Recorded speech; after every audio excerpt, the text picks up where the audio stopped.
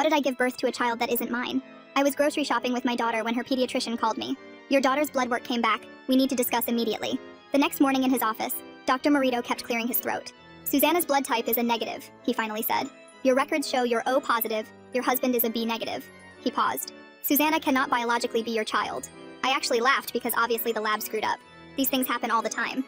But he was already sliding a second test across his desk from a completely different lab. Same results. My husband Zyler drove us to get DNA testing that afternoon. He kept squeezing my hand saying the blood type thing had to be wrong, but something in his eyes said he wasn't so sure. 3 days later, the results confirmed Susanna was his biological daughter, but she shared zero DNA with me. His hand went limp in mine. What aren't you telling me? His voice was small, like he was scared of the answer. When I went to sleep that night, I found him going through my old journals looking for evidence of affairs I never had. When he found nothing, he demanded we prove I actually gave birth to Susanna. When I was crying too hard to respond, he just rolled his eyes and claimed I was gaslighting him. But a few days later, the hospital pulled our delivery footage. There I was, 5 years ago, pushing out this exact baby while Zyler cut the cord. But the administrator kept saying, this doesn't change the DNA results. Like I was too stupid to understand science. Zyler accused me of secretly using donor eggs. I kept begging him to remember the 36 hours of back contractions, him watching our daughter crown. But I guess my MIL's constant whisperings about how I shouldn't be trusted finally worked, because it was like talking to a wall. Zyler started sleeping in the guest room. He'd stare at Susanna during breakfast like he was looking for traces of another woman in her face. Susanna asked why Daddy wouldn't hug her anymore. We were at Olive Garden pretending to be a happy family when it happened. A drunk woman came up to our table laughing. Your daughter looks exactly like my sister who died 6 years ago. She pulled out her phone showing me photos. Susanna was identical. Same upturned nose, birthmark behind her left ear. My sister used to donate eggs. So who knows? The woman continued before walking away. Zyler played it cool until Susanna was asleep. You used a dead woman's eggs? He screamed in our kitchen. I grabbed his face and tried to show him the desperation in my eyes, but no amount of denying changed anything. My mother called the next morning asking why I'd done something so deceptive. And when I insisted I hadn't, she sighed like I was a teenager caught smoking. Just tell us the truth. We'll still love you. My dad stopped answering my calls entirely. Even my mother-in-law, who'd been there for Susanna's birth, suddenly remembered I'd been secretive during pregnancy. The next day, Susanna came home with her unicorn backpack dragging on the ground. Her tiny self was shaking. My classmate Timmy said I came from a dead lady. He said you stole me from her tummy. Her voice cracked. And Cynthia's mom told Cynthia not to play with me because I'm not real. She buried her face in my chest. Am I not real, Mommy? Update. My lawyer said that without biological connection, I had no case. The dead woman's family got visitation rights as biological grandparents. Zyler had testified on their behalf, showing the court DNA evidence and arguing Susanna deserved to know her biological heritage. Zyler got full custody. I get supervised visits on Sunday afternoons. Susanna clings to me the entire time while the supervisor takes notes. She keeps asking when she can come home. I lie and say soon. But soon that lie came true. I was sitting in my car outside Susanna's dance recital when I saw them together. Zyler walking hand in hand with the woman from Olive Garden. The drunk one who'd shown me her dead sister's photos. She wasn't drunk anymore. She kissed Zyler while Susanna ran to them after her performance. Everything finally clicked. She'd never been drunk. Her sister never donated eggs. I hired a private investigator who found the truth within a week. Zyler and this woman had been together since before Susanna was born. I'd lost everything that mattered. And when you have nothing left to lose, you'd be amazed what you're capable of. I knew exactly what I had to do to get Susanna back. I sat in my car for 20 minutes just staring at them through the windshield. My hands were shaking so bad I couldn't even grip the steering wheel. Everything started making sense in the worst possible way. The timing of that woman showing up at Olive Garden wasn't random at all. She knew exactly when we'd be there because Zyler told her. The way he immediately jumped to accusing me instead of being confused like any normal husband would be. How fast my own parents turned against me when Zyler started spreading his lies. Even my mother-in-law suddenly remembering things that never happened during my pregnancy. They'd planned this whole thing together. I took out my phone and snapped a photo of them kissing while Susanna was still inside the dance studio. My hands finally stopped shaking because now I had a purpose. I drove straight to the office of a private investigator my divorce lawyer had mentioned months ago. The building was old and the elevator creaked, but I didn't care about anything except getting answers. I pushed the photo across his desk and told him I needed everything on these two people. Their history, their finances, their medical records if he could get them. Any connection between them needed to be found. He said he'd start immediately, and took a retainer that cleaned out most of my savings. But I didn't care because this was my only shot at getting Susanna back. 3 days felt like 3 years waiting for his call. When my phone finally rang, I was in the middle of making dinner and dropped the entire pot of pasta on the floor. His voice was serious when he told me to sit down. The phone records he'd pulled showed Zyler and this woman, Rebecca was her real name, had been calling and texting each other for over 7 years. 2 whole years before Susanna was even born. 7 years of them planning whatever sick game they were playing with my life. I met him at his office the next morning, and he spread out credit card statements across his desk. My stomach turned as I read through them. Regular payments to a fertility clinic starting 8 months before I got pregnant. All from a personal account in Zyler's name that I never even knew existed. Thousands of dollars going to this clinic while he was telling me we should just keep trying naturally. The investigator pulled up Rebecca's old social media posts on his laptop. There were posts about her sister dying 6 years ago, just like she'd said at the restaurant. But when he dug deeper into public records, her sister never donated eggs to any program. That whole story was made up just to throw me off track and make me look crazy. The pieces were falling into place, but I still didn't understand the biggest question.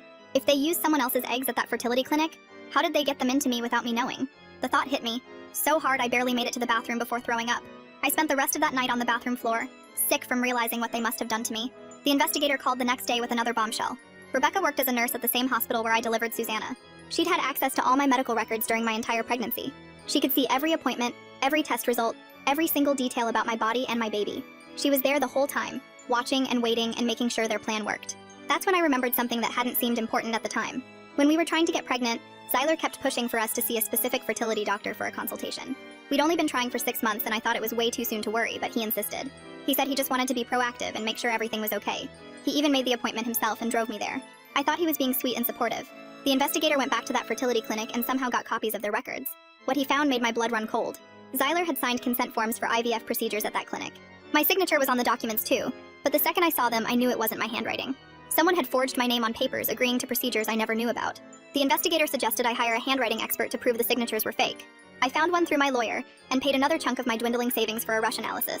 The expert spent 2 days comparing the forged signatures to samples of my real handwriting from checks and documents. His report was 12 pages long with side-by-side comparisons showing exactly how the signatures were different. The angle of certain letters, the pressure points, the way I crossed my T's, none of it matched. He said there was zero chance I'd sign those documents myself. Someone had practiced copying my signature but hadn't gotten it quite right. Now I had proof that Zyler and Rebecca had planned this whole thing years before Susanna was born. They'd forged medical documents to create a baby using someone else's eggs, and then somehow got that baby inside me without my knowledge. They'd stolen my body and my life, and then turned everyone against me when their plans started falling apart. But I finally had evidence that could prove I wasn't crazy. And maybe, just maybe, get my daughter back. The investigator called me 2 days later with something that made me drop my coffee mug. The fertility doctor Zyler had pushed us to see wasn't just some random specialist.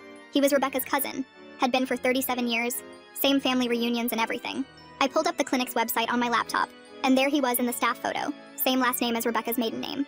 The investigator had court records showing they'd been business partners in 2 failed ventures before he opened his fertility practice. This whole thing was a family operation from the start. I went back through my medical records from that clinic visit 6 years ago. The paperwork said I'd had a routine procedure to check if my tubes were blocked. They'd given me something to relax me because I was nervous about the test. But when I looked closer at the consent forms, buried in the small print was permission for anesthesia. Not just local, but full sedation for what should have been a simple procedure. The investigator got his hands on the clinic's internal records through a contact who worked there. What we found made me throw up again. On the same day as my tube check, they'd logged an embryo transfer procedure in their system. Same operating room, same time slot, but the patient name field was blank. The embryo had been created 3 months earlier using donor eggs from a college student and stored in their freezer. The investigator kept digging and found Rebecca's employee access logs from the hospital. She'd looked at my medical files 47 times during my pregnancy. Every blood test, every ultrasound, every single appointment note. The IT department had flagged it once, but Rebecca's supervisor approved it, saying she needed the records for training purposes. Nobody questioned why a labor and delivery nurse needed to review one specific patient's records that many times. I took everything to a new lawyer, a woman named Sarah who specialized in medical fraud cases. She spread all the documents across her conference table, and her face got redder with each page she read. She kept shaking her head and muttering about violations and criminal conspiracy. When she finished reading, she looked at me and said this was the worst case of reproductive coercion she'd seen in 20 years of practice. Sarah filed emergency motions with the court that same afternoon. She demanded immediate custody reconsideration based on evidence of fraud and conspiracy. She also contacted the medical board about the fertility doctor's involvement and sent them copies of everything we'd found. The board launched an investigation within 48 hours. 3 weeks later, the fertility doctor's license got suspended pending a full investigation. The medical board's preliminary report found serious irregularities in his practice going back years. 3 other women came forward after seeing news coverage about his suspension. They all had similar stories about procedures they didn't remember consenting to and babies that didn't match their DNA. One woman had been told she was infertile, but somehow got pregnant after a routine exam at his clinic. Rebecca's situation fell apart even faster than the doctor's. The hospital launched their own investigation into the access log violations. When they pulled her complete history, they found she'd accessed hundreds of patient files without authorization over 5 years. She tried to claim she was doing research for a nursing degree but couldn't produce any proof of enrollment. The hospital fired her immediately and reported her to the state nursing board. Her nursing license got suspended the next day. My next supervised visit with Susanna came 2 days after Rebecca got fired. I held my daughter so tight she squeaked and asked if I was okay. I told her I was just happy to see her. The supervisor, an older woman who'd been watching our visits for months, wrote in her notes that Susanna seemed more relaxed and happy than she'd seen in recent visits with her father. Susanna told me Daddy had been yelling a lot lately, and the lady who lived with them now kept crying. She asked when she could come back to my house because she missed her pink bedroom. Sarah started deposing the fertility clinic staff the following week. Most of them claimed they didn't know anything unusual was happening. But then she got to a nurse who'd worked there for 8 years. The woman started crying halfway through the deposition. She said she'd always felt something was wrong with certain procedures. She'd seen patients come in for routine exams and leave groggy from sedation. When she'd asked the doctor about it, he told her to mind her own business or find another job. She needed the money for her kids' medical bills, so she kept quiet. The nurse had kept copies of internal documents on a flash drive because she was scared of getting blamed if something went wrong. She handed the drive to Sarah right there in the deposition room. The files showed detailed records of embryo creation using donor eggs and Zyler's sperm. The egg donor was a 19-year-old college student who'd answered an ad for egg donation to pay her tuition. The records showed she'd been paid $5,000 and signed papers saying she had no claim to any resulting children. But there was no record of anyone telling her that her eggs would be used to trick another woman into pregnancy. Sarah tracked down the egg donor within 2 days using the clinic's records. The girl's name was Ashley, and she was 23 now, working as a dental assistant in the next town over. Sarah called her, and Ashley agreed to meet us at a coffee shop that afternoon. When Ashley walked in and saw the photos of Susanna on my phone, her hand flew to her mouth. She kept saying she had no idea, over and over, tears streaming down her face. She pulled out her own phone showing us the consent forms she'd signed 4 years ago. The papers said her eggs would help infertile couples. Nothing about being used without a woman's knowledge. Ashley said she'd testify in court. She'd do whatever it took to help me get Susanna back. She even offered to write a statement right there in the coffee shop about how she never agreed to this kind of deception. Sarah recorded Ashley's statement on her phone while I sat there watching this young woman cry about eggs she'd donated to pay for nursing school that never happened because she got too sick to finish. The custody hearing got scheduled for 3 weeks later. Zyler's lawyer filed a response to our emergency motion arguing that biological connection was what mattered for custody. He claimed that even if fraud happened during conception, Zyler was still Susanna's biological father, with established parental rights. Sarah's response was brutal. She filed a 30-page brief detailing how Zyler violated my bodily autonomy through medical fraud. She compared it to assault, saying no court should reward a man who conspired to impregnate his wife without her informed consent. The judge read both briefs and ordered something called a guardian ad litem to be appointed for Susanna. The guardian's name was Jasmine, and she was a retired social worker who'd been doing this for 15 years. Jasmine called me the day after her appointment to schedule interviews with everyone involved. She wanted to observe Susanna with both me and Zyler separately. Jasmine came to my supervised visit that Sunday and watched Susanna run into my arms the second she saw me. Susanna wouldn't let go for the first 10 minutes, just holding on like I might disappear. Jasmine took notes while Susanna showed me drawings she'd made of us together in our old house. Every picture had me and her. None had Zyler. Jasmine asked Susanna gentle questions about where she wanted to live. Susanna said she wanted to go home with Mommy, but Daddy said that wasn't allowed anymore. Jasmine's pen stopped moving when Susanna said, Daddy told her I wasn't her real mommy, that her real mommy was an egg in a doctor's office. Susanna asked Jasmine if that meant she didn't come from my tummy like she always thought. Jasmine observed 3 more visits over the next 2 weeks. She watched Susanna have a panic attack when the visit ended, clinging to my leg while the supervisor had to physically remove her. She documented how Susanna had started wetting the bed again after never having accidents for 2 years. She interviewed Susanna's teacher, who said the girl cried every day at the school asking when her mommy was coming back. Jasmine interviewed Zyler too, and her report later described how he spent the entire interview talking about his biological rights. He never once mentioned Susanna's emotional needs or well-being.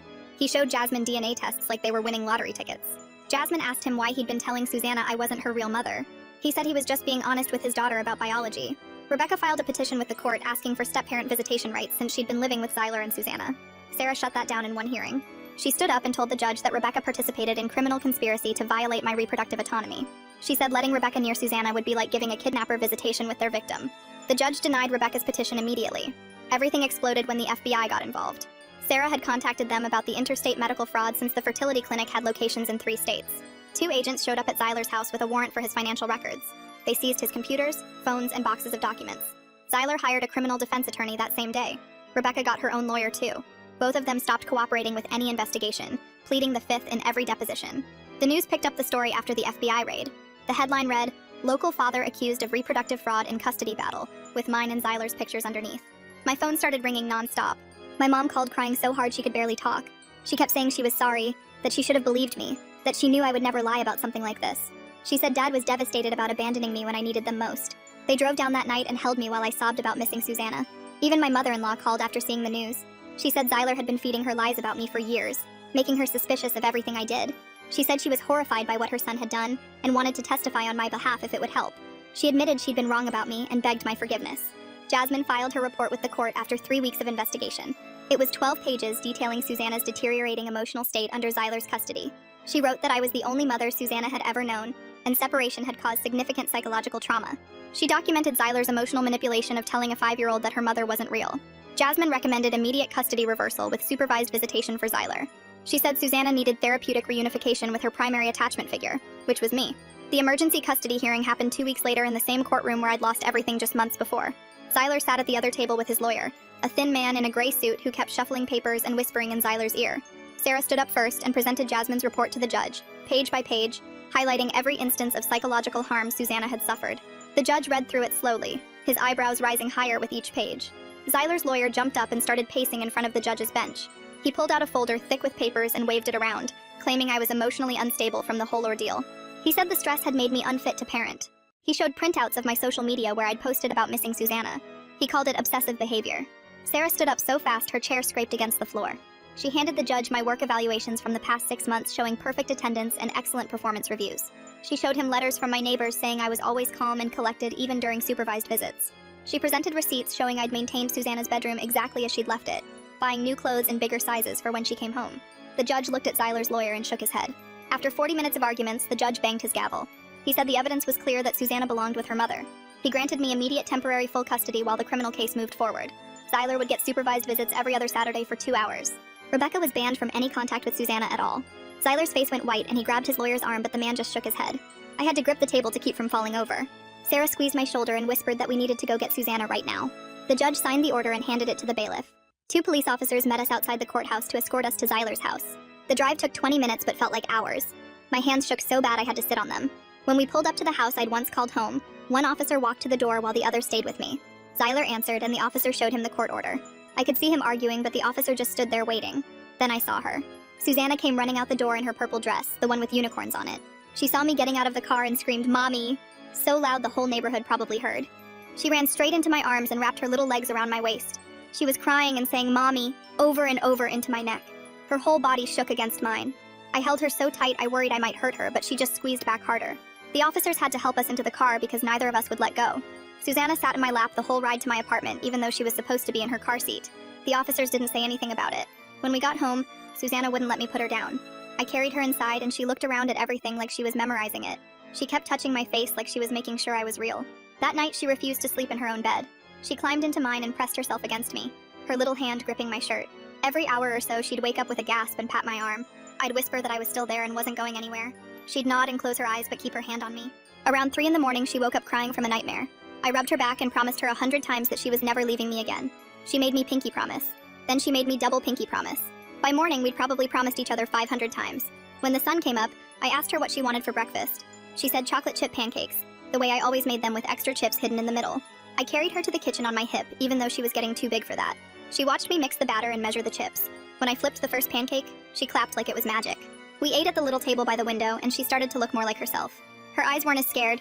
She took a big bite and chocolate got all over her chin. Then she looked at me with those serious eyes kids get sometimes. "Mommy, is the bad stuff over?" she asked. I wiped her chin with a napkin and told her yes, we were safe now. She nodded and went back to her pancakes, but kept one hand reaching across the table to hold mine.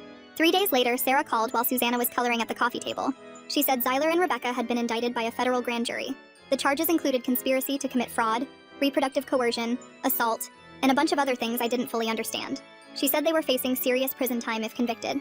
She said the FBI had enough evidence to bury them. I thanked her and hung up. Susanna looked up from her coloring book and asked who was on the phone. I told her it was just the lawyer with some grown-up stuff. She went back to coloring her butterfly. A week later, I got a call from the egg donor whose eggs they'd stolen. She was filing her own civil lawsuit against the clinic and everyone involved. She wanted to make sure this could never happen to another woman. She asked if I'd support her case, and I said absolutely. She said she'd been violated too and wanted justice for both of us. I started taking Susanna to see a therapist the next week. The woman specialized in children who'd been through trauma. Susanna liked her because she had toys in her office and let Susanna play while they talked. After the 3rd session, the therapist told me Susanna was resilient but would need time. She said the psychological manipulation from Zyler telling her I wasn't her real mom had done damage. She said it would take months of steady love and stability to fully heal. But she said Susanna was already showing improvement just from being back with me. 3 months passed with Susanna going to therapy twice a week and slowly getting back to normal. Then Sarah called with news. Zyler had decided to plead guilty to avoid going to trial. The federal prosecutor had offered him a deal for 8 years in federal prison. He also had to pay massive restitution for the medical fraud and emotional damage. Sarah said he took it because if he'd gone to trial and lost, he could have gotten 20 years. The next day, we learned Rebecca had pleaded guilty too. She got 6 years as part of her plea deal. During her allocution in court, she had to admit what they'd done. Sarah was there and called me right after. Rebecca had stood up and admitted they'd planned the whole thing for years. She couldn't have children and wanted Zyler's baby, but didn't want to deal with another woman being the mother. So they came up with the plan to use stolen eggs and trick me into carrying the baby. She admitted to forging my signature and accessing my medical records. She admitted to pretending to be drunk at the restaurant. She admitted it was all planned to destroy me and take Susanna. The judge ordered the bailiff to take Rebecca back to holding while the court processed her guilty plea paperwork. 2 weeks later, the medical board called me about the fertility doctor who'd done this to me. They'd already pulled his license pending their investigation, but now they wanted my full statement for the criminal case. I spent 4 hours at their offices going through every single document the private investigator had found. The board's lawyer kept shaking her head as she read through the forged consent forms.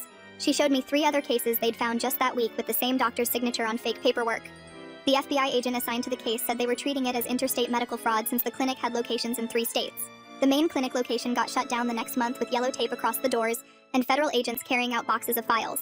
Sarah called me that afternoon saying 12 more women had come forward with stories about procedures they never agreed to. Some had eggs taken without consent, and others had embryos switched or destroyed without their knowledge. The civil lawsuit Sarah filed on my behalf moved fast once the criminal convictions came through. The clinic's insurance company wanted to settle quick before more victims joined the case. They offered $2 million, which Sarah said would cover everything Susanna needed, plus our fresh start somewhere new. I signed the settlement papers in Sarah's office while Susanna colored at the coffee table. We found a house 40 minutes away in a school district where nobody knew our story. The moving truck came on a Saturday, and Susanna helped pack her toys in boxes with unicorn stickers. She ran through the empty rooms of our old house saying goodbye to each one. Our new neighbors brought cookies the first week, and their kids invited Susanna to play without asking any questions about her past. My parents started picking her up from the school twice a week to make up for all the time they'd missed. They'd take her for ice cream and to the park, and spoil her with little gifts from the dollar store. My dad built her a swing set in our new backyard, and taught her how to pump her legs to go higher. My mother would call every night to read Susanna bedtime stories over the phone. Even my mother-in-law asked if she could maintain some relationship with Susanna through supervised video calls. She never mentioned Zyler and always kept the conversations light and fun for Susanna. She'd send birthday cards and holiday gifts and always signed them just Grandma without any other comments. The egg donor whose eggs they'd stolen sent me a letter 6 months after the trial ended. She said she'd been following the case and wondered if maybe someday when Susanna was older they could meet. I wrote back saying maybe when Susanna turned 18 she could make that choice for herself. The woman understood and said she'd wait however long it took.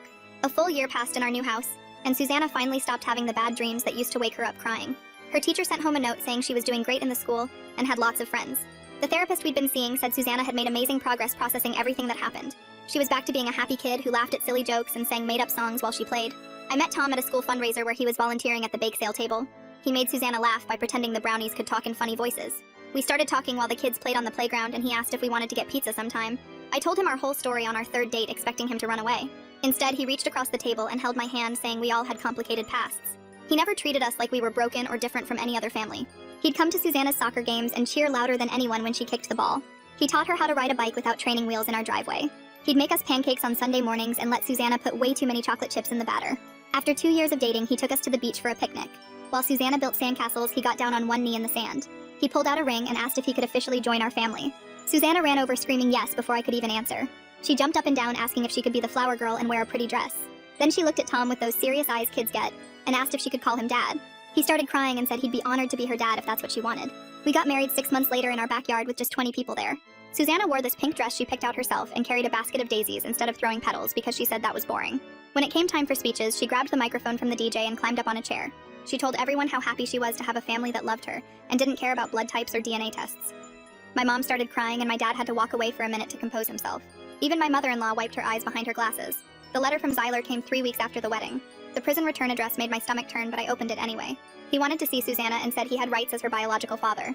I called her therapist that afternoon and we talked for an hour about whether this would help or hurt Susanna's progress. The therapist said Susanna wasn't ready to process seeing him behind bars and might not ever be. I wrote back a simple no and filed the letter with all the other legal documents in case he tried to push it through the courts. The FBI investigation into the fertility clinics made national news 6 months later. They found patterns of fraud at 12 different facilities across 7 states. Congress started hearings and new regulations got drafted requiring video consent for all procedures and mandatory oversight committees. I got a call from a senator's office asking if I'd testify about what happened to us. I flew to Washington and sat in front of a panel of lawmakers telling them how my body was violated without my knowledge or consent. 3 other women testified that same day with similar stories of reproductive fraud. The coverage led to dozens of victims reaching out to me through social media and email. We started a private Facebook group that grew to over 200 members in the first month. We decided to meet in person and rented a church basement for our first gathering. 15 women showed up, and we spent 3 hours sharing our stories and crying together. We meet every month now, and sometimes the lawyers who helped us come to answer questions. Tom filed the adoption papers on Susanna's 7th birthday as her present. She'd been asking when he could officially be her dad, and the judge made it happen within 2 months. The courtroom was packed with our friends and family, and when the judge signed the papers, Susanna jumped into Tom's arms. She said he was the dad she always deserved, and everyone in the courtroom started clapping. 5 years passed faster than I expected. Susanna turned 10 and joined the soccer team and started learning piano. She knew her story in basic terms that her therapist helped us explain in age-appropriate ways. She understood that being loved was what made a real family, and that DNA didn't matter. Sometimes at night when I couldn't sleep, I'd think about Zyler in his prison cell. But mostly I didn't think about him at all anymore. He stole years from us, but he couldn't steal our future. Susanna was thriving, and that was all that mattered. The years kept moving, and suddenly Susanna was 16. The egg donor sent a letter on her birthday saying she'd followed our story, and was proud of the young woman Susanna had become. Susanna read it at the kitchen table, then looked up at me. She said she was grateful to exist, but I was her only mom and always would be. She put the letter in a box with other memories and never mentioned it again. Tom and I decided to have another baby when Susanna was 8. We went through legitimate IVF with full consent and transparency at every step. The clinic we chose had cameras in every room and required both partners to sign documents in front of witnesses. Susanna came to some of the appointments and asked the doctors a million questions about how babies were made in labs. When her little brother was born, she was right there in the delivery room holding my hand. She became the most protective big sister you could imagine. She'd read him stories every night and taught him his colors and numbers before he even started preschool. When kids at the school asked why they didn't look alike, she'd just shrug and say families come in all shapes. The years started flying by after that, and I went back to the school when Susanna was 9. Law school at 37 wasn't easy, but I had a mission now. Every night after putting the kids to bed, I'd sit at the kitchen table with my textbooks spread out studying reproductive law and medical fraud statutes. Tom would bring me coffee and quiz me on case law, while our son colored at the table next to us. I graduated 3 years later, and immediately started taking cases for women who'd been through similar violations.